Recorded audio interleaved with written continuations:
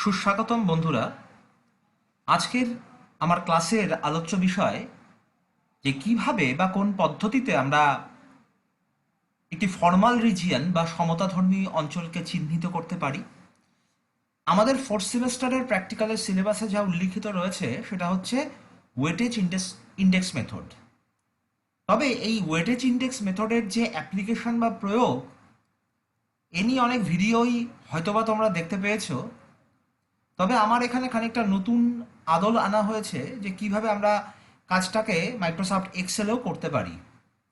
আমরা জানি সময়ের সাথে সাথে বিভিন্ন ধরনের টেকনোলজিগুলোর প্রয়োজনীয়তা আমাদের জীবনে বাড়ছে, সুতরাং সেই দিক থেকে খাতায় কলমে করার পাশাপাশি যদি আমরা দেখে নিতে পারি যে কিভাবে আমরা এই অ্যানালিসিসটিকে মাইক্রোসফট এক্সেল এবং জিআইএস প্ল্যাটফর্মের সাহায্যে ব্যাখ্যা করতে পারবো, তাহলে হয়তো আলোচনাটা অনেকটা সুগম হবে।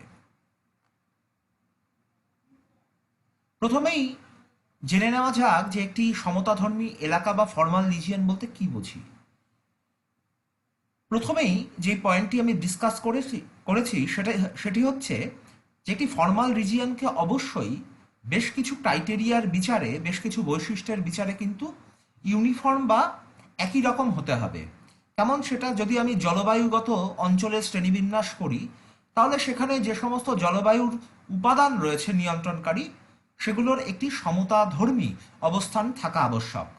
আবার যদি আমি কিছু আর্থসামাজিক প্রেক্ষাপট নিয়ে আলোচনা করি বা বৈশিষ্ট্য বা ক্রাইটেরিয়া নিয়ে আলোচনা করি, তাহলে বলাই বাহুল্য যে বিভিন্ন ধরনের আর্থসামাজিক ক্রাইটেরিয়া, যেমন মাথাপিছু আয়, যেমন দারিদ্রতার হার, শিক্ষার হার, সামাজিক জীবন কুশলতার যে সূচকগুলো রয়েছে সবগুলোকে নিয়ে আমরা কিন্তু কোন কোন অঞ্চল একটি নির্দিষ্ট মানের সাপেক্ষে বেশ ভালো অথবা বেশ খারাপ সেই বিষয়টি কিন্তু নির্ণয়ের চেষ্টা করা হয়।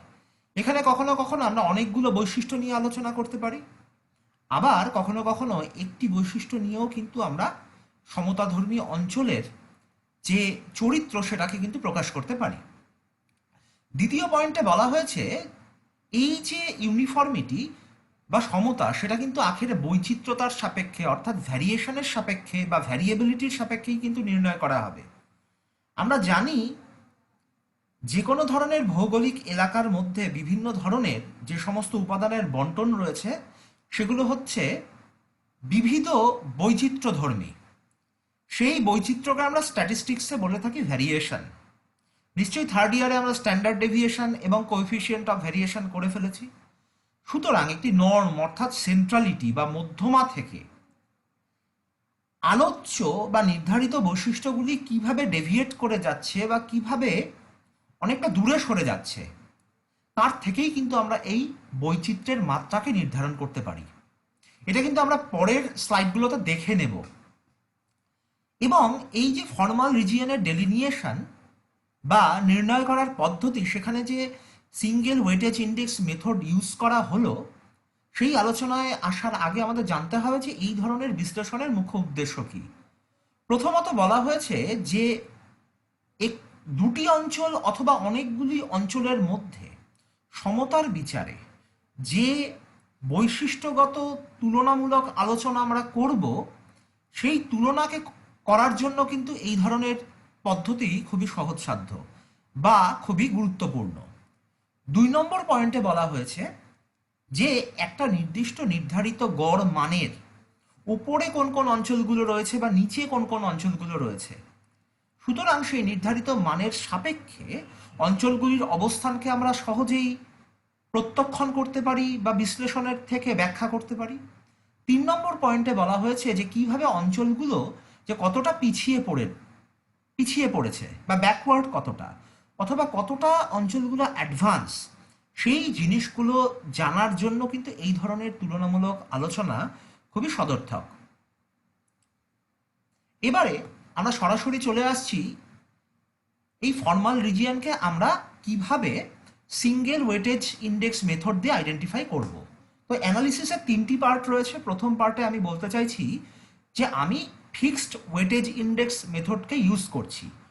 তো আমরা জানি যে 3টি মেথড আছে। একটা ফিক্সড ওয়েটেজ ইন্ডেক্স মেথড বলা হয়, যেখানে সুনির্দিষ্ট ভর দেওয়া হয় নির্দিষ্ট ভ্যারিয়েবলগুলো বা প্যারামিটারগুলোকে। কিছু রয়েছে ভ্যারিয়েবল ওয়েটেজ ইন্ডেক্স মেথড, যেখানে বিভিন্ন ধরনের যে ক্রাইটেরিয়াগুলো রয়েছে বা যে প্যারামিটারগুলো রয়েছে সেখানে বিভিন্ন ধরনের ভর প্রদান করা হয়। আবার লাস্টেরটি রয়েছে ক্লাস্টার অ্যানালিসিস। তার জন্য আমাদের কিছুটা হায়ার স্ট্যাটিস্টিক্স স্টাডি করতে হবে। সুতরাং আজকে আমাদের আলোচ্য বিষয় যে ফিক্সড ইন্ডেক্স মেথড, যে একটি সুনির্দিষ্ট ভর প্রদান করে আমরা কিভাবে আঞ্চলিকীকরণ করতে পারি বা সমতার ভিত্তিতে আঞ্চলিকীকরণ করতে পারি। তো এখানে প্রথমেই যেই বিষয়টি বলা হয়েছে সেখানে আমরা দেখব যে এই কেসটি যখন আমরা আলোচনা করব সেখানে বলা রয়েছে যে ওয়েটগুলো সাপোজ ছাত্র বা ছাত্রীকে বলে দেওয়া রয়েছে, weights are given, weights are provided, ভরগুলো বলে দেওয়া আছে। সেই ধরনের কেসে আলোচনাটা কিভাবে হবে আমরা এক্সেলের থেকে দেখে নিই। তো আমরা সরাসরি চলে এসেছি মাইক্রোসফট এক্সেলে। সেখানে প্রথমে যেই ডেটাটা নিয়ে আমরা আলোচনা করব আমরা বলেছি যেখানে ভরগুলো বলে দেওয়া রয়েছে। তো প্রথমে আমরা এখানে দেখতে পাচ্ছি সমগ্র পশ্চিমবঙ্গের যে 18টি জেলা ছিল পূর্বে, সেই পুরনো জেলাগুলোকে নিয়ে এখানে 3টে ক্রাইটেরিয়াকে আমরা নিয়েছি আলোচনার। আমাদের উদ্দেশ্য হচ্ছে ইকোনমিক রিজিওনালাইজেশন বা অর্থনৈতিক বৈশিষ্ট্যের ভিত্তিতে আঞ্চলিকীকরণ। অর্থাৎ আমরা নির্ণয় করতে চাইছি যে কারা ভালো এবং কারা মন্দ এবং কারা একটা অ্যাভারেজ জায়গায় রয়েছে কোন কোন জেলাগুলি। সুতরাং এক্ষেত্রে সবথেকে বেশি গুরুত্ব দিয়ে আমরা নিয়েছি লিটারেসি রেটকে, যেটাকে আমরা X1 হিসেবে দেখিয়েছি। তারপরে আমরা নিয়েছি জিডিপি বা গ্রস ডোমেস্টিক প্রোডাক্ট, সেটাকে আমরা দেখিয়েছি কোটিতে প্রতিটি জেলার ক্ষেত্রে। সবার শেষে আমরা নিয়েছি যে এগ্রিকালচারাল ইল্ড বা কৃষি উৎপাদন, যে প্রতি হেক্টর থেকে কত কেজি কৃষিজ ফসল উৎপাদন হচ্ছে। সুতরাং প্রথমেই লক্ষণীয় বিষয় যে লিটারেসি রেট আছে পার্সেন্টেজে, জিডিপি আছে কোটিতে মানে টাকায়, আবার এগ্রিকালচারাল ইল্ড আছে কেজি পার হেক্টরে। সুতরাং প্রথমেই যে বিষয়টি আসে সেটি হচ্ছে এখানে আমাকে এই ডেটাগুলিকে নর্মালাইজ করে নিতে হবে। আমরা জানি স্ট্যাটিস্টিক্সের নর্মালাইজেশন মানে প্রসেস অফ ডেটা ইন্টিগ্রেশন, মানে বিশেষ বৈচিত্র্যপূর্ণ অনেকগুলি তথ্যের সমাহারকে যখন আমরা একটা স্কেলে বা একটা বৈশিষ্ট্যের বিচারে নির্বাচিত করতে পারি কিছু গাণিতিক পদ্ধতিতে, তখন সেটাকে বলা হয়েছে নর্মালাইজেশনের পদ্ধতি। সুতরাং নর্মালাইজেশন করার জন্য আমরা কি করেছি এখানে, আমরা এই যে লিটারেসি রেট যে রয়েছে, এই যে পুরো কলামটা রয়েছে তার একটা গাণিতিক গড় বা অ্যাভারেজ বের করেছি। জিডিপির জন্য এই পুরো কলামের জন্য একটা গড় বের করেছি। আবার এগ্রিকালচারাল ইল্ড এই যে পুরো কলাম আছে তার জন্য একটা গড় বের করা হয়েছে। এক্সেলে আমরা জানি যদি আমরা একটা বক্স সিলেক্ট করি ইজুকাল টু টিপি, তারপর যদি আমি কথাটা লিখি যে অ্যাভারেজ, অ্যাভারেজ আমরা এখানে পেয়ে গেছি। এবার অ্যাভারেজ আসার পর যেই কলামের আমি অ্যাভারেজ করতে চাচ্ছি সেইটুকুন জায়গাকে যদি সিলেক্ট করে আমি বক্সকে ক্লোজ করে দিই শিফট টিপে এন্টার করলে পরে, তাহলে কিন্তু আমি পেয়ে যাব আমার গাণিতিক গড়। আর হাতে কলমে যদি আমি এই গাণিতিক গড় কষি তাহলে আমি জানি এই যে total number of literacy rate রয়েছে বিভিন্ন ডিস্ট্রিক্ট ওয়াইজ, সেগুলোকে যোগ করতে হবে। যোগ করে সংখ্যা মানে এন মানে নাম্বার অফ অবজারভেশন, এখানে নাম্বার অফ অবজারভেশন কত, এখানে নাম্বার অফ অবজারভেশন হচ্ছে 18টি জেলা। সুতরাং এর সমষ্টিকে যদি আমি 18 দিয়ে ভাগ করি তাহলে নিশ্চয়ই আমি এই ভ্যালুটি পেয়ে যাব। ঠিক একইভাবে ইন্ডিভিজুয়াল সিরিজের ক্ষেত্রে বা একক সংখ্যার ক্ষেত্রে বা একক চলকের ক্ষেত্রে কিভাবে আমরা গাণিতিক গড় নির্ণয় করতে হয় সেটা আমরা জানি, সেই পদ্ধতিতে আমরা গাণিতিক গড়কে বের করে নেব। তারপরে কিভাবে নর্মালাইজ করা হয়েছে এখানে বলা রয়েছে সূত্রে। আমি এটাকে যদি একটু হাইলাইট করে দিই আমরা দেখতে পাচ্ছি নর্মালাইজ করা হচ্ছে যে এই যে X1 যে লিটারেসি রেট রয়েছে প্রত্যেকটা ভ্যারিয়েবলকে বা প্রত্যেকটা ক্রাইটেরিয়ার ভ্যালুকে ডিস্ট্রিক্ট ওয়াইজ সেটাকে ভাগ করা হয়েছে কত দিয়ে, তাদের সংশ্লিষ্ট গাণিতিক গড় দিয়ে। সুতরাং 92কে ভাগ করা হয়েছে কত দিয়ে? 75কে। আচ্ছা আমরা করে দেখি এখানে ইকুয়ালস টু দিয়ে আমরা সিলেক্ট করি 79.92, ডিভাইড চিহ্ন দিই, দেওয়ার পর যদি আমি এই গাণিতিক গড় যেটা 75 সেটাকে ক্লিক করি, এন্টার প্রেস করি, তাহলে কিন্তু এই ভ্যালুটি চলে আসছে। ঠিক আছে, 1.0665, যেটা কিন্তু আমরা এখানে পয়েন্টের পর অনেকগুলো ঘর রয়েছে, আমরা এটাকে ফরম্যাট সেল করে নিয়েছি এবং পয়েন্টের পর দুটো সংখ্যা নিয়েছি। সুতরাং এই পদ্ধতিতে একইভাবে জিডিপির ক্ষেত্রেও নর্মালাইজ করা হয়েছে এবং এগ্রিকালচারাল ইল্ডের ক্ষেত্রেও কিন্তু নর্মালাইজ করা হয়েছে, অর্থাৎ ইন্ডিভিজুয়াল ভ্যালুগুলোকে তার গাণিতিক গড় দিয়ে ভাগ করা হয়েছে। এখানে আমি আমার ক্যালকুলেশনের সুবিধার্থে x1 কলামের গড় সবার ক্ষেত্রেই 75, x2 এর সবার ক্ষেত্রেই 30,877.54 এবং লাস্টে ছিল সেটা হচ্ছে এগ্রিকালচারাল প্রোডাক্টিভিটি, সবার ক্ষেত্রেই একই গড় আসবে, সেটা আমি আমার কাজের সুবিধার্থে এখানে লিখে নিয়েছি। এবার যেই বিষয়টি বলা রয়েছে এনজিডাব্লিউ দেখে নেওয়া যাক। প্রথমেই বলা ছিল যে পরীক্ষায় ওয়েটগুলো দেওয়া আছে। আমি এখানে ডেলিনিয়েট করতে গিয়ে, ইকোনমিক রিজিওনালাইজেশন করতে গিয়ে আমার মনে হয়েছে যে না, লিটারেসি রেট হচ্ছে সব থেকে গুরুত্বপূর্ণ, শিক্ষার হার, সেটাকে আমি ওয়েটেজ দিয়েছি 50%, বা পরীক্ষায় বলা আছে। জিডিপিকে বলা হয়েছে 20% এবং একইভাবে এগ্রিকালচারাল ইল্ড বা কৃষি উৎপাদন, সেটাকে আমার মনে হয়েছে যে কম, সুতরাং সেটাকে দেওয়া হয়েছে 20% ওয়েটেজ। সুতরাং এটা পুরোপুরিভাবে গবেষকের বা ছাত্রছাত্রীদের নির্বাচনের ওপর নির্ভর করে অনেক ক্ষেত্রে। এবং এই গিভেন ওয়েটগুলোকে কিভাবে নর্মালাইজ করা হয়েছে, যে এগুলো যেহেতু শতাংশে রয়েছে, শতাংশের ফর্মটাকে বাদ দেওয়ার জন্য, নর্মাল নিউমেরিক্সে দেখানোর জন্য বা সংখ্যায় দেখানোর জন্য 100 দিয়ে ভাগ করা হয়েছে। তাহলে 100 দিয়ে ভাগ করলে পরে 50কে আমরা সহজেই পেয়ে যাব 0.5, এক্ষেত্রে হবে 0.3, এক্ষেত্রে হবে 0.2। ফিরে যাই আগের টেবিলে। সুতরাং সেইভাবেই দেখানো হয়েছে এই সব যে নর্মালাইজড গিভেন ওয়েট 0.5, 0.3 এবং 0.2 হয়েছে। এইবার দেখা যাচ্ছে যে আমি ওয়েটগুলোকে নির্ধারণ করব। ওয়েটগুলোকে নাম দিয়েছি W1, W2, W3। W1 মানে হচ্ছে লিটারেসি রেটের জন্য, W2 মানে হচ্ছে জিডিপির জন্য, W3 মানে এগ্রিকালচারাল ইল্ডের জন্য বা কৃষিজ উৎপাদনের জন্য। কিভাবে করা হয়েছে? এই বক্সে যদি আমি ক্লিক করি তাহলে এখানে দেখা যাচ্ছে একটি ফর্মুলা ভেসে উঠেছে, যেখানে 2 এর মাল্টিপ্লিকেশন ফর্ম দেখানো হয়েছে বা গুণ দেখানো হয়েছে। সুতরাং প্রশ্ন আসছে আমরা কাকে কি দিয়ে গুণ করেছি।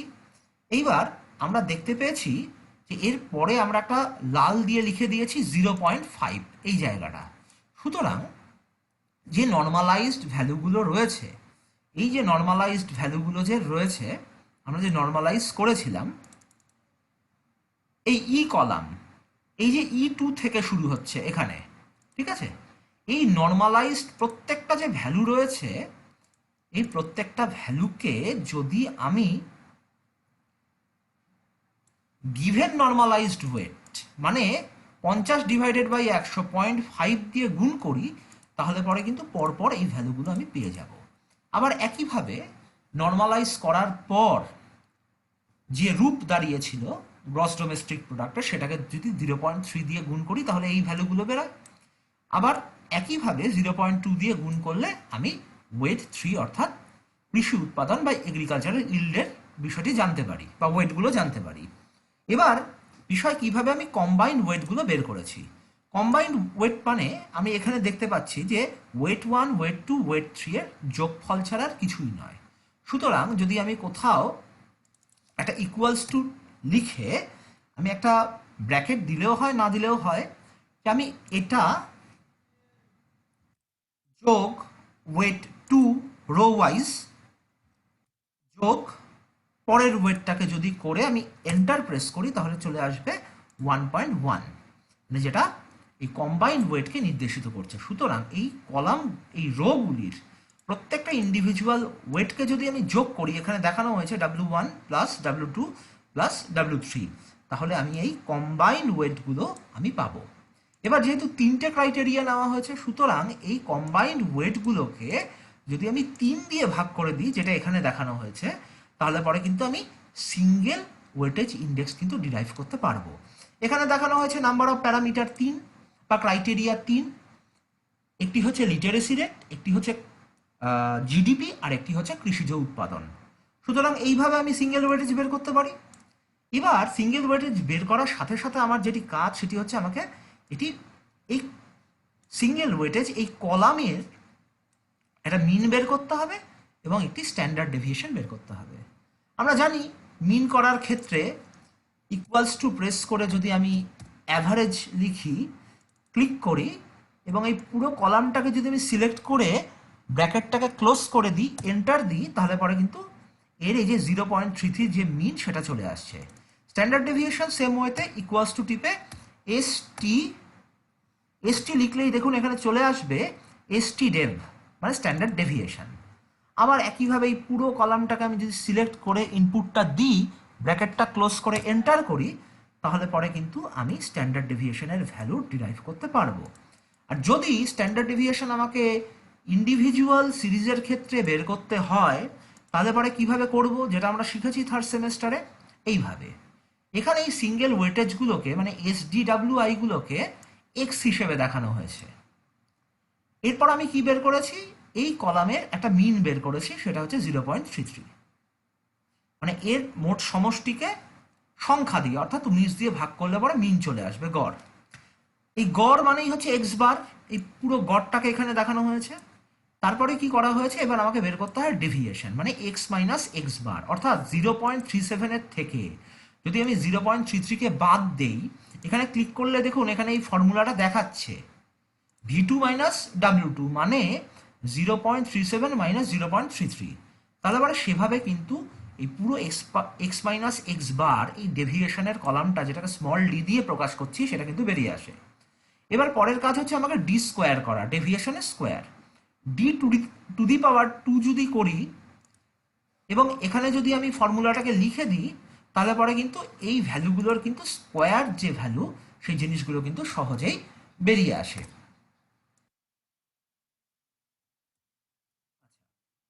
তো প্রত্যেকটা ভ্যালুর স্কোয়ার করা হয়েছে, স্কোয়ার করার পর তার সাম করা হয়েছে। আমরা এক্সেলে কিভাবে সাম করি, ইকুয়ালস টু টিপ প্রেস করে SUM কথাটা যদি লিখি, করার পর ড্র্যাগ ডাউন যদি করি পুরো কলামটাকে, ব্র্যাকেটটাকে যদি ক্লোজ করে দেই, তাহলে পরে কিন্তু আমি সামটা পেয়ে যাই।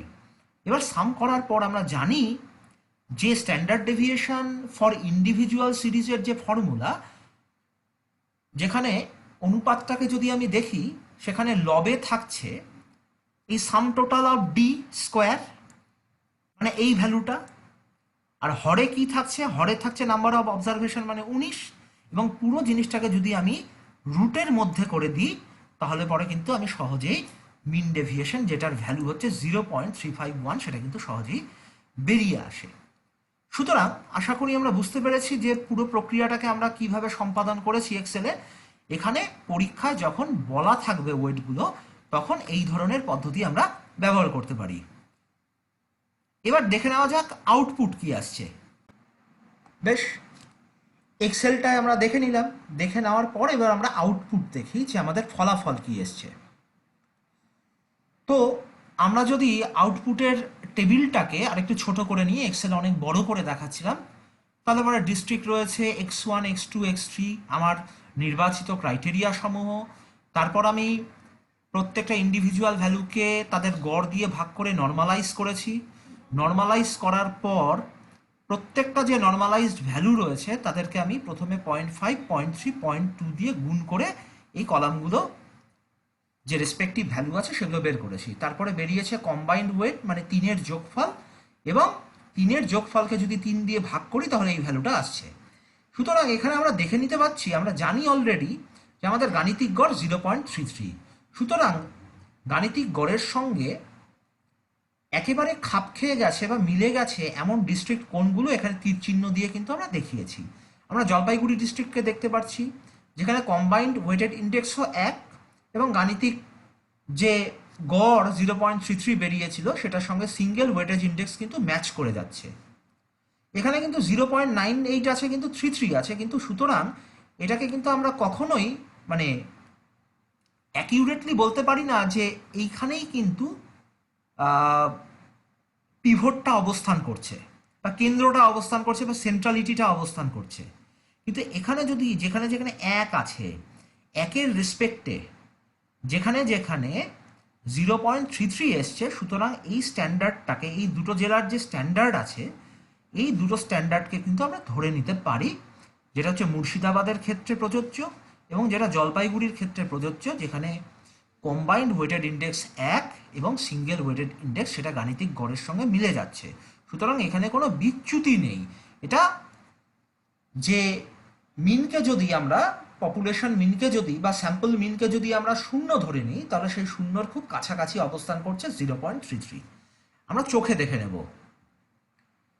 আমরা আরজিএস প্ল্যাটফর্মে যখন ইন্টারপোলেশন করেছি আইডিডব্লিউ মেথডকে ফলো করে, তখন এই জোনেশন বা এই হ্যাচিংটা বেরিয়ে এসছে, যেখানে হাই মিডিয়াম লো যেইভাবে আমরা কোরোপ্লেট করে থাকি স্টারজেসের নিয়মকে প্রয়োগ করে, ঠিক একইভাবে কিন্তু জিনিসটা তৈরি হয়েছে। এবার দেখে নেওয়া যাক স্ট্যান্ডার্ড ভ্যালু যেটা মিন, এটা 0.33। এবার দেখে নিচ্ছি স্ট্যান্ডার্ড ডেভিয়েশন 0.035, খুবই কম ডেভিয়েশনের পরিমাণ লাইন অফ সেন্ট্রালিটি থেকে। এবার যদি আমরা ক্লাসিফিকেশন করি এবং ক্লাসিফিকেশনটাকে যদি আমি স্ট্যান্ডার্ড ডেভিয়েশন এবং মিনের সঙ্গে খাপ খাওয়াই, অর্থাৎ যদি নর্মাল প্রবাবিলিটি কার্ভের বিচারে যদি আমি ইন্টারপ্রিটেশনটা করি, তাহলে জিনিসটা অনেকটা বেশি সহজবোধ্য হয়। সুতরাং এখানে আমরা ক্লাসগুলো ধরে নিয়েছি যে কোন ক্লাস x-1 স্ট্যান্ডার্ড ডেভিয়েশনের কম, পরেরটা x বার মানে মিন থেকে 1 স্ট্যান্ডার্ড ডেভিয়েশনের মধ্যে পড়ছে, আরেকটা মিন থেকে x বার প্লাস 1 স্ট্যান্ডার্ড ডেভিয়েশন অর্থাৎ ডান দিকে এগোচ্ছে। এবং যখন x বার প্লাস 1 স্ট্যান্ডার্ড ডেভিয়েশনের চাইতে মানগুলো বেশি, অর্থাৎ আরও বেশি ডান দিকে নর্মাল প্রবাবিলিটি গ্রাফের, আমরা ছবিতে দেখে নেব, তখন সেটা এই ক্যাটাগরিতে আসছে। এখান থেকে আমরা সহজেই বলে দিতে পারি যে রিজিওনালাইজেশনের ক্ষেত্রে যার ভর কেন্দ্র 0.33, যেটা জলপাইগুড়ি মুর্শিদাবাদ ডিস্ট্রিক্টের ক্ষেত্রে লক্ষ্য করা যায়, কিন্তু যখনই এই যে লাইন অফ সেন্ট্রালিটি বা মিন থেকে যখন মাইনাসের দিকে গেছে ভ্যালুগুলো, অর্থাৎ এক্ষেত্রে সেখানে কিন্তু বলতে পারি যে উন্নয়নের মান অনেক কম নির্বাচিত ক্রাইটেরিয়াগুলোর বিচারে। আর যত বেশি আমি রাইট সাইডে বা ডান দিকে প্রসিড করব, মানে মিন থেকে, মানে মিন 0 যদি আমি ভেবে নিই, সেখান থেকে যদি আমি ডান দিকে আরও সরে যাই, বা যখন স্ট্যান্ডার্ড ডেভিয়েশনের মানটা বাড়তে থাকে, তখন আমরা বলবো সেই অঞ্চলগুলো উন্নয়নের মাপকাঠির বিচারে তুলনামূলক উন্নত। সুতরাং একটা স্ট্যান্ডার্ড 0.33-র ওপরে কারা রয়েছে এবং নিচে কারা রয়েছে, এইভাবেও কিন্তু আমরা শ্রেণী বিভাজনটা করতে পারি। এবার আমরা দেখে নিই গ্রাফে। এটা হচ্ছে সেই বিখ্যাত নর্মাল প্রবাবিলিটি কার্ভ, যেটা থার্ড ইয়ারে আমরা পড়েছি খানিকটা স্ট্যাটিস্টিক্সে, বেল শেপড কার্ভ, যেখানে মাঝখানের দাগটি, সেখানে মিন, পপুলেশন মিন ধরে নেওয়া হয় 0, কিন্তু আমাদের মিনটা কোথায় অবস্থান করছে, এই 0 থেকে খানিকটা ডান দিকে 0.33, অর্থাৎ কাছাকাছি আছে বললেই চলে। সুতরাং এখান থেকে আমরা রেঞ্জগুলো দেখে নিতে পারছি যে ডান দিকে গেলে প্লাস, বা দিকে গেলে মাইনাস। সুতরাং মিন প্লাস 1 স্ট্যান্ডার্ড ডেভিয়েশন যদি বলি, তাহলে এইটুকুন জোনকে কভার করছে, যার এরিয়া আন্ডার দ্য কার্ভের পরিমাণ 34.13%। আবার যদি আমি বলি মিন প্লাস 2 স্ট্যান্ডার্ড ডেভিয়েশন, তার মানে পুরো এইটুকুন জায়গাকে কভার করছে, যার পরিমাণ এরিয়া আন্ডার দ্য কার্ভের পরিমাণ, মানে কার্ভের নিচে যে গ্রাফের অংশ রয়েছে তার পরিমাণ 34.13 যোগ 13.59। এবং আবার যদি আমি আরও বাইরের দিকে চলে যাই, মিন প্লাস 3 স্ট্যান্ডার্ড ডেভিয়েশন, তাহলে পরে 34.13, 13.59, 2.14কে যদি যোগ করি, তাহলে পরে যে অংশটা পাবো সেটা হচ্ছে সামগ্রিক এই দিকে যে 50% আছে গ্রাফের, তার থেকে খানিকটা কম হবে, সেটা 0.14% কম হবে। সুতরাং গ্রাফের একটা দিক যদি আমি বিশ্লেষণ করি, তাহলে সেটাকে বলা হয় স্ট্যাটিস্টিক্সে ওয়ান টেইলড অ্যানালিসিস।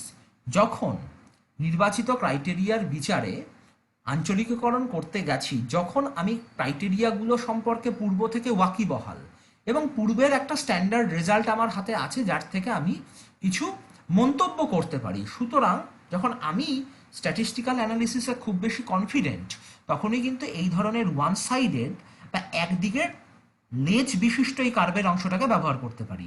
সেটা হতেও পারে ডান দিকের অংশ যেগুলো প্লাসে থাকে, হতেও পারে সেটা বাম দিকের অংশ যেগুলো মাইনাসকে নির্দেশিত করে। এবার বলে রাখা ভালো, এই লাইন অফ যে সেন্ট্রালিটি রয়েছে, এখানে মিন সমান সমান মিডিয়ান সমান সমান মোড হয়ে থাকে, প্রত্যেকের মানই হয়ে থাকে 0। এবার যত আমি ডান দিক বা বাঁ দিকে যাব, তত কিন্তু প্রসরের পরিমাণ, যেটা ডি বের করেছিলাম আমরা স্ট্যান্ডার্ড ডেভিয়েশন, সেই প্রসরের পরিমাণ কিন্তু বাড়তে থাকে। এবং বলাই বাহুল্য, এই কার্ভটাকে যদি আমি দুদিক থেকেই কনসিডার করি, তাহলে পরে এই কার্ভের মাঝখানে যে 68.26% রয়েছে, এই অংশে খুব নির্ভুলভাবে স্যাম্পলের ভ্যারিয়েবিলিটিকে বিশ্লেষণ করা যায়, বা বলা যায় এই অংশের মধ্যে খুব আত্মবিশ্বাসের সঙ্গে আমরা বলতে পারি যে এইটুকুন ডেটা 68.2% ডেটা স্ট্যাটিস্টিক্যাল অ্যানালিসিসের জন্য খুব ভালো। এর পরের অংশটি রয়েছে 95.44%, সেখানে এতটা জায়গা জুড়ে যাচ্ছে গ্রাফের, আমরা বলতে পারি এখানে ডেটার ভ্যারিয়েশন বা বৈচিত্র্য খানিকটা বেড়ে গেল এবং কনফিডেন্সের পরিমাণ আমার খানিকটা কমে গেল।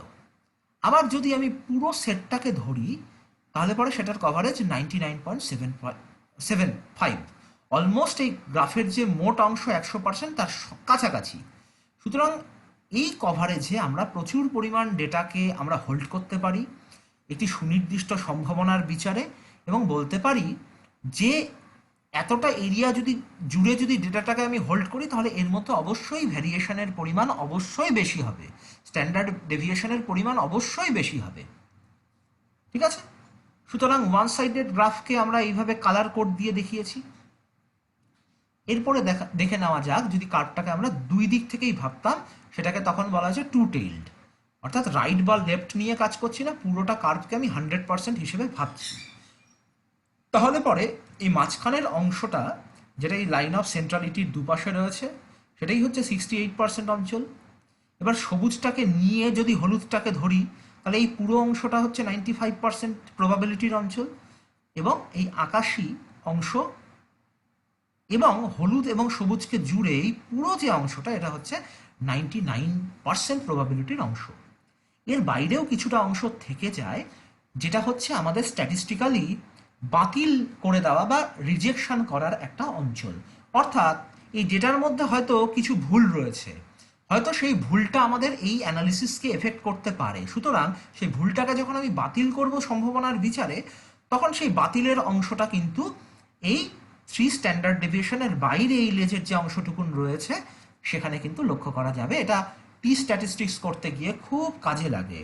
সুতরাং যে টেবিল নিয়ে আমরা আলোচনা করছিলাম, সেই টেবিলের যে দৃষ্টিনান্দনিক উপস্থাপন, সেটা কিন্তু এই গ্রাফের সাহায্যে সহজেই বোঝা যায়।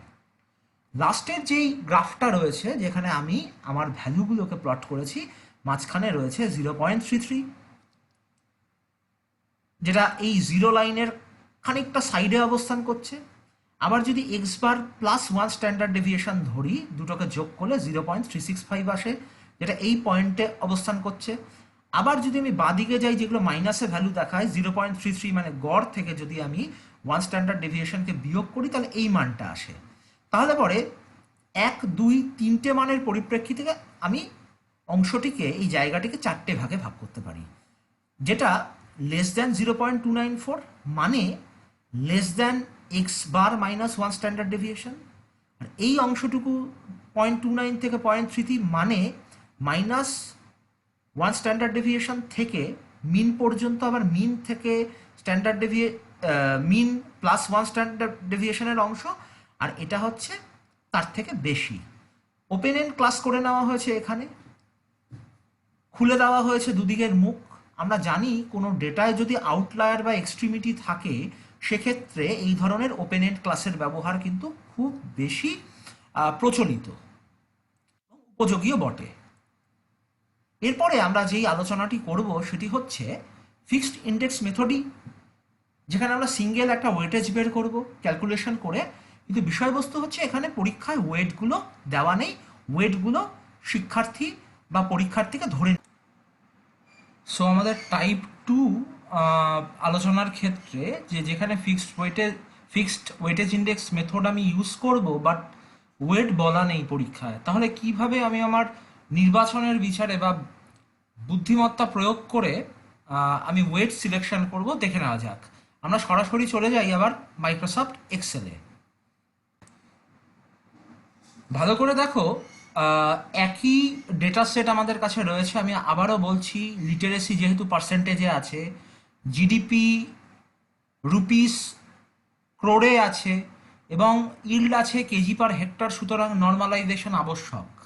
ভিন্ন ইউনিটে থাকলে অবশ্যই নর্মালাইজ করে নিতে হবে ডেটাটাকে। এখানে সহজ পদ্ধতি অ্যাপ্লাই করা হয়েছে নর্মালাইজেশনের, যেখানে আবারও আমি জানি একই নিয়ম, কলাম ওয়াইজ ধরে নিয়ে আমি অ্যাভারেজ বের করছি, x1 এর, x2 এর অ্যাভারেজ বের করে নিয়েছি, এবং x3 এরও অ্যাভারেজ বা গাণিতিক গড় আমি বের করে নিয়েছি। তারপরে যে কাজটি আমাকে করতে হবে, এখানে আমরা দেখে নিই যে আগে যেমন বলা ছিল যে একটা জায়গায় রয়েছে 50% ওয়েট, তারপরটায় 30%, তারপরটায় 20%। বাট এখানে আমাকে কিভাবে নির্বাচন করতে হবে, আমি আগেই বলেছি, এই আঞ্চলিকীকরণের ক্ষেত্রে বা শ্রেণীবিভাজনের ক্ষেত্রে আমি সবথেকে বেশি প্রায়োরিটি বা গুরুত্ব দিয়েছি লিটারেসি রেটকে। সুতরাং এটা সবথেকে বেশি অগ্রগণ্য। তারপরেই মাঝারি মানের গুরুত্ব পেয়েছে জিডিপি বা গ্রস ডোমেস্টিক প্রোডাক্ট, এবং সবথেকে কম আমি গুরুত্ব দিয়েছি কৃষিজাত পণ্যের উৎপাদনশীলতার ওপর। সুতরাং সবথেকে কম যেটা আছে সেটাকে যদি আমি এক বা ইউনিট ধরে নিই, তাহলে আমি বলতেই পারি এই একের চাইতে 2 গুণ ভালো জিডিপি, এবং এগ্রিকালচারাল ইল্ডের চাইতে 3 গুণ ভালো হচ্ছে লিটারেসি। সুতরাং এই লজিক দিয়ে x1কে আমি তার যে ওয়েটেজ নির্বাচন করেছি 3, x2 এর ওয়েটেজ নির্বাচন করেছি 2, x3 এর ওয়েটেজ নির্বাচন করেছি 1, যেটা এখানে দেখা যাচ্ছে। ঠিক একইভাবে অ্যাভারেজ ভ্যালুগুলো আমি এখানে পরপর লিখেছি আমার কাজের সুবিধার্থে। এইবার আমি কীভাবে নর্মালাইজ করব, একই পন্থায় আমি প্রত্যেকটা ইন্ডিভিজুয়াল ভ্যালুকে নেওয়া হয়েছে, সেটাকে ডিভাইড করা হয়েছে কি দিয়ে, তার গাণিতিক গড় দিয়ে। সুতরাং এখানে ফর্মুলাটা দেওয়াও আছে আরেকবার। সেই পদ্ধতিতে আমি x1, x2 এবং x3কে আমি তার নর্মালাইজেশন সম্পাদন করেছি। সুতরাং এটা হয়ে গেছে এখন ইউনিটস ফ্রি। এটার মানে কোনো এককের দ্বারা কোনো রুপিস বলো বা কোনো লেন্থ বলো, কিলোমিটার বলো, বা কোনো উৎপাদন কেজি পার হেক্টর বলো, সেই জিনিসগুলোর দ্বারা এটা আর প্রভাবিত হবে না। এখন এটা এখন মোটামুটিভাবে বলতে গেলে স্কেল ফ্রি হয়ে গেছে। সুতরাং এইবার আমাকে ক্রাইটেরিয়া ওয়েট, এই যে ক্রাইটেরিয়া ওয়েট যেটা আমি ওখানে লিখেছিলাম ঠিক একইভাবে লেখা হয়েছে। ক্রাইটেরিয়া ওয়েট একের জন্য ভ্যারিয়েবল বা ক্রাইটেরিয়া 1-এর জন্য 3 ধরে নেওয়া হয়েছে, তার পরের জন্য 2, এবং সব থেকে কম ধরে নেওয়া হয়েছে এগ্রিকালচারাল ইল্ডের জন্য। সুতরাং একইভাবে আগে যেমন আমি 0.5 দিয়ে নর্মালাইজড ওয়েটগুলোকে গুণ করেছিলাম, ঠিক একইভাবে এখানে প্রথমটার যে নর্মালাইজড ওয়েট রয়েছে 1.07, সেই 1.07কে যদি আমি ক্রাইটেরিয়া ওয়েট 3 দিয়ে গুণ করি, তাহলে পরে কিন্তু আমি আমার ফাইনাল ওয়েট W1কে কিন্তু ডিরাইভ করতে পারি। আবার একইভাবে আমরা দেখে নিই যে এখানে x2 রয়েছে, মানে এই জায়গাটায় আছে হচ্ছে জিডিপি, এর শুরুরটা কি রয়েছে 1.48, 1.48কে আমি কি দিয়ে গুণ করব, অবশ্যই ক্রাইটেরিয়া ওয়েট 2 দিয়ে আমি গুণ করব, তাহলে পরে আমি এই ভ্যালুটা পাবো 2.97। ঠিক একইভাবে এগ্রিকালচারাল ইল্ডের যে প্রথম ডিস্ট্রিক্টের, দার্জিলিং ডিস্ট্রিক্টের যে নর্মালাইজড ভ্যালু রয়েছে 0.68, সেটাকে যদি আমি 1 দিয়ে গুণ করি, তাহলে সেটা কিন্তু রিমেইন সেম বা একই রকম থেকে যায়। তাহলে এই পদ্ধতিতে আমি এবার আমার ক্রাইটেরিয়া ওয়েটগুলোকে সিলেক্ট করতে পেরেছি, পরীক্ষায় দেওয়া ছিল না। ঠিক একই উপায়ে আবার কম্বাইন্ড ওয়েটেজ ইন্ডেক্স বের করেছি, যেটা এই 3-এর যোগফল, এই প্রত্যেকটা রোয়ের যোগফল এই কম্বাইন্ড ওয়েটেড ইন্ডেক্স। তারপর একইভাবে যেহেতু 3টে ক্রাইটেরিয়া রয়েছে, এই ভ্যালুটিকে আমি যখন 3 দিয়ে ভাগ করেছি, তখন আমি পেয়েছি সিঙ্গেল ওয়েটেড ইন্ডেক্স। এখানে আমরা দেখতে পাচ্ছি S29 দিয়ে ভাগ করা হয়েছে। এবার এই S29 মানে কি, তিনটে ক্রাইটেরিয়া, তাই আমি 3 3 ধরে নিয়েছি এখানে কাজের সাপেক্ষে।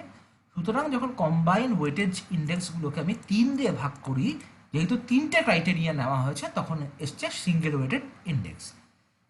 একইভাবে আমি এখানে দেখিয়েছিলাম যে কিভাবে গুণগুলো হয়েছে, ওয়েটগুলোকে আমি বের করেছি। তারপর একইভাবে এই সিঙ্গেল ওয়েটেড ইন্ডেক্সের ভিত্তিতে, এই কলামটির তথ্যের ভিত্তিতে আমি বের করেছি গাণিতিক গড় এবং স্ট্যান্ডার্ড ডেভিয়েশন, ওই একই পদ্ধতি ফলো করে। এবং এখানে দেখানো হয়েছে আগের বারের মতো যে এক্সেলে আমরা কিভাবে বের করতে পারি 1 ক্লিকে স্ট্যান্ডার্ড ডেভিয়েশন, কিন্তু হাতে কলমে যদি করি তাহলে এই ভ্যালুগুলোকে এখানে এক্স হিসেবে ধরে নেওয়া হয়েছে। এক্স বার বেরিয়েছে 2, মিন এখানে আমরা দেখতে পাচ্ছি। এক্স মাইনাস এক্স বার মানে ডি বের করেছি ডেভিয়েশন, ডি এর স্কোয়ার করেছি। তারপর যেই ফর্মুলা আছে সেই ফর্মুলা অনুযায়ী কিন্তু সহজেই আমরা এই যে স্ট্যান্ডার্ড ডেভিয়েশন 0.22 এই জিনিসটাকে কিন্তু ডিরাইভ করতে পারি। সুতরাং এটা হয়ে গেল আমাদের দ্বিতীয় পদ্ধতি। এর জন্য আমরা একইভাবে আবার ক্লাসগুলোকে সেট করতে পারি, যে আমার মিনের ডান দিকে যে এক্স বার প্লাস 1 SD রয়েছে এবং বাদিকে রয়েছে এক্স বার -1 স্ট্যান্ডার্ড ডেভিয়েশন। সুতরাং এই রেঞ্জের মধ্যে, অথবা বলাই বাহুল্য ডেটার রেঞ্জ যদি বেশি হয়ে থাকে, তাহলে পরে শুধুমাত্র এক্স বার +-1 SD পর্যন্ত না নিয়ে আমি এক্স বার +-3 স্ট্যান্ডার্ড ডেভিয়েশন পর্যন্তও কিন্তু যেতে পারি। সেটা কিন্তু অবশ্যই যদি আমার কাছে হিউজ সেট অফ ডেটা থাকে, তাহলে পরে সেটা কিন্তু প্রযোজ্য হবে। সেখানে ভ্যারিয়েশনটা হাই হবে যত আমি সেই যে নর্মাল প্রবাবিলিটি ঘন্টা আকৃতির যে গ্রাফ রয়েছে তার লেজের দিকে যত যাব, তত কিন্তু ভ্যারিয়েশনের পরিমাণ বাড়বে। এবার আবার ফিরে যাওয়া যাক আমাদের মূল পাওয়ার পয়েন্ট প্রেজেন্টেশনে। এক্সেলে আমরা ক্যালকুলেশনটা দেখে নিলাম। আমরা যদি গ্রাফটাকে মানে টেবিলটাকে তৈরি করি আমাদের খাতায়, পরীক্ষার খাতায়, তাহলে অনেকটা এইভাবে তৈরি করতে পারি, যেখানে অনেক অপ্রয়োজনীয় অংশকে ছেটে ফেলা হয়েছে। তবে মনে রাখতে হবে যে এই সিঙ্গেল ওয়েটেড ইন্ডেক্স, এটা দিয়েই কিন্তু আমি পরবর্তীতে কোরোপ্লেথের যে শেডিং সেটা কিন্তু আমি করতে পারি। কিন্তু অবশ্যই কোরোপ্লেথের শেডিং করে ছেড়ে দিলে চলবে না, সেটাকে অবশ্যই মিন এবং স্ট্যান্ডার্ড ডেভিয়েশনের সাপেক্ষে যদি ব্যাখ্যা করতে পারি, যেটা আমি দেখিয়েছি ঘণ্টাকৃতিক কার্ভে, সেই ভ্যালুগুলোকে কিভাবে আমরা পুট করতে পারি বোঝার জন্য। তা না হলে কিন্তু আমরা কখনোই বুঝতে পারবো না যে অ্যাভারেজের ওপরে কোন কোন ডিস্ট্রিক্টগুলো আছে এবং অ্যাভারেজ বা গাণিতিক গড়ের নিচে কোন কোন ডিস্ট্রিক্টগুলো আছে। অবশ্যই বলেছি স্ট্যান্ডার্ড ডেভিয়েশন বেশি যদি হয়, যদি গড় থেকে বেশি দূরে সরে যাই, তাহলে কিন্তু এবং সেটা যদি প্লাসের দিকে বেশি বাড়ি, তাহলে কিন্তু উন্নয়নের মান বাড়ে। কিন্তু যত গাণিতিক গড় থেকে মান কমতে থাকবে, তাহলে পরে কিন্তু দেখব যে সেই অঞ্চলগুলির একটা পশ্চাৎপদতা বা ব্যাকওয়ার্ডনেস কিন্তু রয়েছে। সুতরাং ভ্যালু বেশি এবং ভ্যালু কম, সিম্পল এই লজিকেই কিন্তু আমরা একটা স্ট্যান্ডার্ডের ওপরে এবং নিচে পুরো ডেটা সেটটাকে বা আঞ্চলিকীকরণকে দুভাগে ভাগ করতে পারি, যে পজিটিভ ভ্যালুগুলো ভালো এবং যত কম ভ্যালু হচ্ছে তত সেই জিনিসগুলো খারাপ। আমাদের লাস্ট যে বিষয়টা রয়েছে, এখানটা টাইপ 2 রয়েছে, এখানে দুঃখিত আমি, টাইপ 3 হওয়া উচিত। সেখানে এতক্ষণ আমরা করছিলাম ফিক্সড ওয়েটেজ মেথড। এখানে বলা হয়েছে ওয়েটেজ বা গাণিতিক যে বা ক্রাইটেরিয়ার বিচারে যে ভর আমি প্রয়োগ করব বা আরোপ করব, সেই ভরটা ভ্যারিয়েবল হতে পারে বা বৈচিত্র্যময় হতে পারে এবং অসম হতে পারে। সবার ক্ষেত্রে যে আমি 0.5 বা 0.2 বা 0.3 দিয়েই গুণ করব তেমনটা নয়। বিভিন্ন জেলার যে ডেটা রয়েছে বা ক্রাইটেরিয়া রয়েছে, সেই ক্রাইটেরিয়াগুলোকে আমি আলাদা আলাদা ভর আরোপিত করে আমি কিন্তু সেখান থেকে ফাইনাল যে ওয়েটেজ ইন্ডেক্স সেটাকে কিন্তু নির্ণয় করতে পারি। আবার ফিরে যাওয়া যাক এক্সেলে লাস্ট এক্সাম্পল নিয়ে। আমরা আবার ফিরে এসেছি আমাদের থার্ড এবং লাস্ট বিষয়টি নিয়ে, যেখানে ভ্যারিয়েবল ইন্ডেক্স মেথডের কথা বলা হয়েছে এবং আনইকুয়াল বা অসম ভর প্রয়োগের কথা বলা হয়েছে। এবং বলা আছে যে পরীক্ষায় কোনো কারণে পরীক্ষক ভরগুলো দেননি, পরীক্ষার্থীকে নিজের থেকে ভরগুলোকে সিলেক্ট করতে হবে। আগের এক্সাম্পলটার মতো এখানেও দেওয়া ছিল না, আমরা সিলেক্ট করেছি, এখানেও দেওয়া নেই, আমরা সিলেক্ট করব। সুতরাং একই ডেটা সেট রয়েছে, অবিকৃত, অ্যাভারেজ যা ছিল আগে যেভাবে গড় বের করেছিলাম ঠিক একই রয়েছে। সুতরাং এইখানে খানিকটা বিষয় বা নির্বাচনের প্রক্রিয়া শুরু হবে এই নর্মালাইজেশনের জায়গা থেকে। নর্মালাইজেশন আমরা জানি একইভাবে যে প্রত্যেকটা নির্দিষ্ট চলককে যদি সেই ক্রাইটেরিয়ার কলাম ওয়াইজ যে গড় তৈরি হলো সেই গড় দিয়ে যদি ভাগ করি, অর্থাৎ x1কে যদি x1-এর অ্যাভারেজ বা গড় দিয়ে ভাগ করি, তাহলে ডেটাটা নর্মালাইজড হয়ে গেল। তাহলে ডেটাটাকে আমি ইউনিট ফ্রি করে দিলাম, ডেটাটাকে আমি ইন্টিগ্রেট বা সুসংহত করে নিলাম। এইবার বিষয়বস্তু, এই যে তিনটে ডেটা রয়েছে নর্মালাইজ করার পর আমাকে বের করতে হবে ম্যাক্সিমাম এবং মিনিমাম। আমরা জানি যে এক্সেলে ম্যাক্সিমাম মিনিমাম বের করা ইকুয়ালস টু লিখে যদি আমি ম্যাক্স লিখি, এই যে ম্যাক্স ম্যাক্স যদি চলে আসে, তারপরে যদি আমি একইভাবে ডেটাটাকে সিলেক্ট করে ব্র্যাকেট দিয়ে দিই, তাহলে পরে কিন্তু এই ম্যাক্সিমাম ভ্যালু বেরিয়ে আসে। আবার মিনিমাম কি, ঠিক অপোজিট, MIN লিখতে হয় কথাটা, মিন। একইভাবে আমি যদি সিলেক্ট করি ডেটাটাকে, ব্র্যাকেট ক্লোজ করে দিই, এন্টার করি, তাহলে মিনিমাম। সুতরাং এইভাবে এই তিনটে কলামের ম্যাক্সিমাম মিনিমাম বের করা হয়েছে। তবে সামগ্রিকভাবে এই তিনটি কলামের সর্বোচ্চ কত এবং সর্বনিম্ন কত সেটা নির্ধারণ করা হয়েছে 1.97, যেটা এই তিনটের ক্ষেত্রে সর্বোচ্চ, এবং 0.42 এই তিনটের ক্ষেত্রে সর্বনিম্ন নর্মালাইজড মিনিমাম, আর এটা নর্মালাইজড ম্যাক্সিমাম। কাকতালীয়ভাবে এই নর্মালাইজড ম্যাক্সিমাম মিনিমাম সেটা কিন্তু এই যে ক্রাইটেরিয়া রয়েছে x3, যে এগ্রিকালচারাল ইল্ড বা কৃষিজ উৎপাদন, সেই কলাম থেকেই কিন্তু বেরিয়ে এসছে। এই দুটো কলাম কিন্তু কোনোভাবেই এফেক্ট করতে পারেনি। যাই হোক, এরপরে আমাদেরকে দেখতে হবে যে কিভাবে আমরা নিজেদের ভ্যারিয়েবল ওয়েটকে চুজ করে নিতে পারবো। তাহলে এবার আমরা এই নিচের টেবিলে চলে আসি। এই নিচের টেবিলটা খুব আইডেন্টিক্যাল। এখানে কি করতে হবে, আমার ডেটার রেঞ্জ মানে ম্যাক্সিমাম মিনিমাম হচ্ছে 0.4 থেকে শুরু হয়েছে 1.97, মানে ধরে নেওয়া যাক 2 পর্যন্ত গেছে। তাহলে 0.4 থেকে 2 পর্যন্ত ডেটাটার রেঞ্জ, নর্মালাইজ ডেটাটার রেঞ্জ বা প্রসর। তাহলে আমি যদি 4টে ভাগে ভাগ করি ডেটাটাকে মনে মনে, 0 থেকে 0.5, 0.5 থেকে 1, 1 থেকে 1.5 এবং 1.5 থেকে 2। মনে রাখতে হবে ন্যূনতম 2টি শ্রেণীকরণ করতেই হবে। সেক্ষেত্রে যদি আমি শুধুমাত্র 2টো শ্রেণীকরণ করতাম তাহলে আমি করতেই পারতাম। যেহেতু ডেটাটার রেঞ্জ 0.4 থেকে 2 পর্যন্ত, আমি বলতেই পারতাম যে আমার একটা ভ্যালু 0 থেকে 1, আর একটা হচ্ছে 1 থেকে 2। তাহলে আমাদের কাজটা সহজ হয়ে যেত আরও। কিন্তু জিনিসটাকে যদি আমি একটু ভেঙে করি 0.5 ইন্টারভেল নিয়ে, তাহলে কিন্তু এই রেঞ্জের পরিপ্রেক্ষিতে আমি কিন্তু এই নর্মালাইজড ভ্যালুগুলোকে বা নর্মালাইজড ভ্যালুর যে ক্লাস সেটাকে কিন্তু ধরে নিতে পারি। আর এই যে ক্লাস যে আমি বের করে নিলাম সেটা x1 এর ক্ষেত্রেও একই হবে, x2 এর ক্ষেত্রেও একই হবে, x3 এর ক্ষেত্রেও একই হবে। কিন্তু বিষয়টা কি, x1কে আমি সব থেকে বেশি গুরুত্ব দিয়েছিলাম, তাই সাদা কলামে বলা আছে 3, আগেরটার মতো। x2কে মাঝারি গুরুত্ব দিয়েছিলাম, তাই 2, এবং সব থেকে কম গুরুত্ব দিয়েছিলাম হচ্ছে x3কে, তাই এটা 1। সুতরাং এইভাবে কিন্তু এই নর্মালাইজড ভ্যালুর যে রেঞ্জ বা ক্লাস, তার এগেইনস্টে কিন্তু নির্দিষ্ট ক্রাইটেরিয়া বা নির্দিষ্ট ওয়েটগুলোকে কিন্তু নির্বাচন করে নেওয়া হয়েছে একটা নির্দিষ্ট ইন্টারভেলকে বজায় রেখে। প্রথমটা 3, তারপরটা 3.2, 3.4, 3.6। এটা কিন্তু পুরোপুরিভাবে গবেষক বা পরীক্ষার্থীর চয়েসের ওপর নির্ভর করছে। কেউ যদি এটা 3 নিয়ে পরেরটা 3.4 নিত, তারপরটা 3.8 নিত, তাহলেও কিন্তু হতো। কিন্তু ইন্টারভেলটা এই দুটো ক্ষেত্রেই কিন্তু একইভাবে মেনটেন করতে হবে। আমি বলছি না যে এখানে 0.5 রয়েছে ইন্টারভেল, এখানেও 0.5 মেনটেন করতে হবে, কিন্তু এখানকার রিদম, এই কলামের রিদম আর এই কলামের যে ছন্দ সেটাকে কিন্তু একইভাবে বজায় রাখতে হবে। সুতরাং এবার দেখে নেওয়া যাক।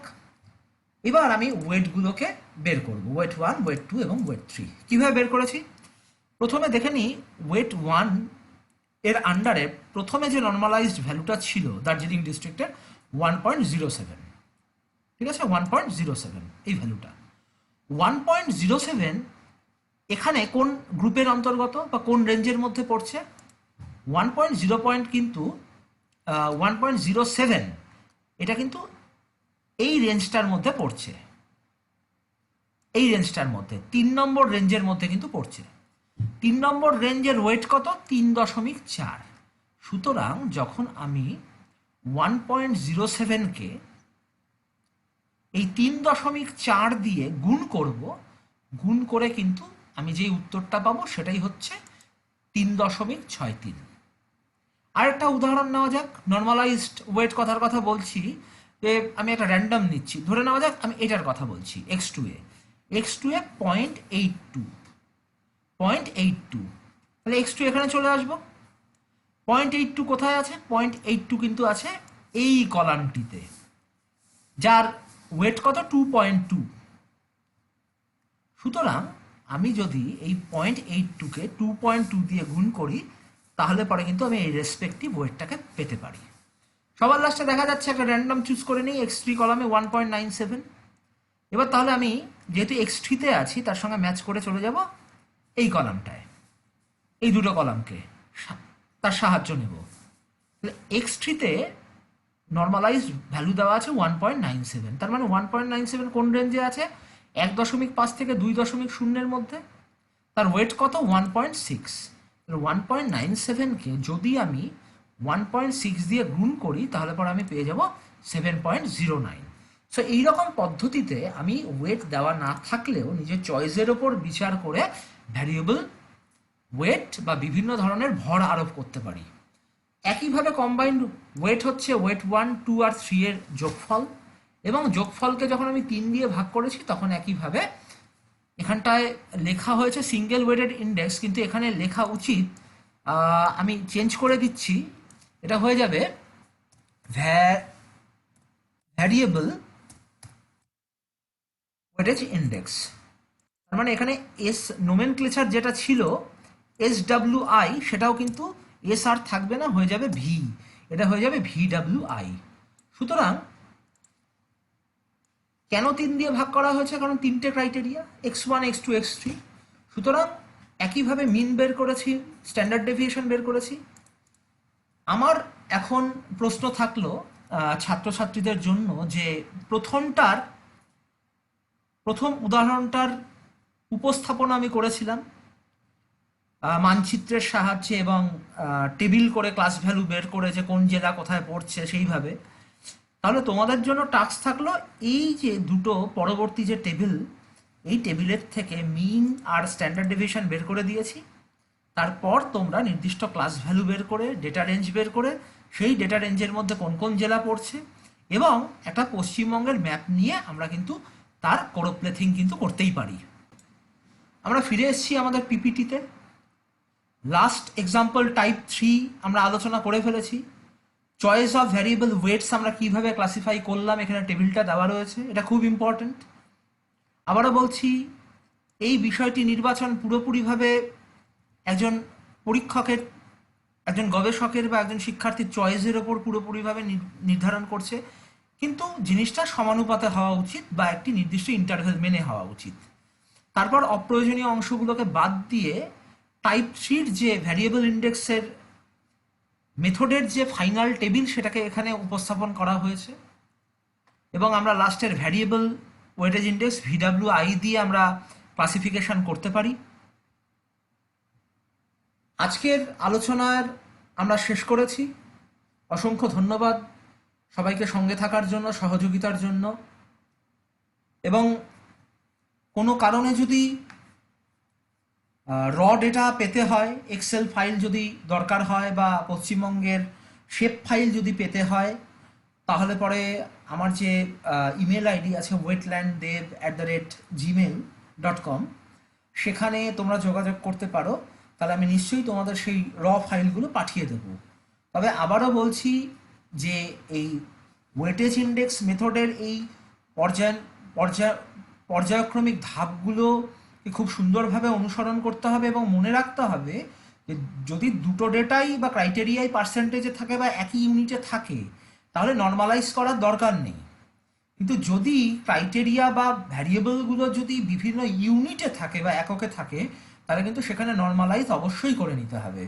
এখানে গড় দিয়ে ভাগ করে নর্মালাইজেশনের পদ্ধতি দেখানো হলো। এছাড়াও স্ট্যান্ডার্ড স্কোর আছে, যেটাকে আমরা জেড স্কোর বলে থাকি, সেই জেড স্কোর দিয়েও কিন্তু আমরা স্ট্যান্ডার্ডাইজেশন করতে পারি। অসংখ্য ধন্যবাদ সবাইকে। সুস্থ থাকো, ভালো থাকো, সাবস্ক্রাইব করতে অবশ্যই ভুলবে না চ্যানেল।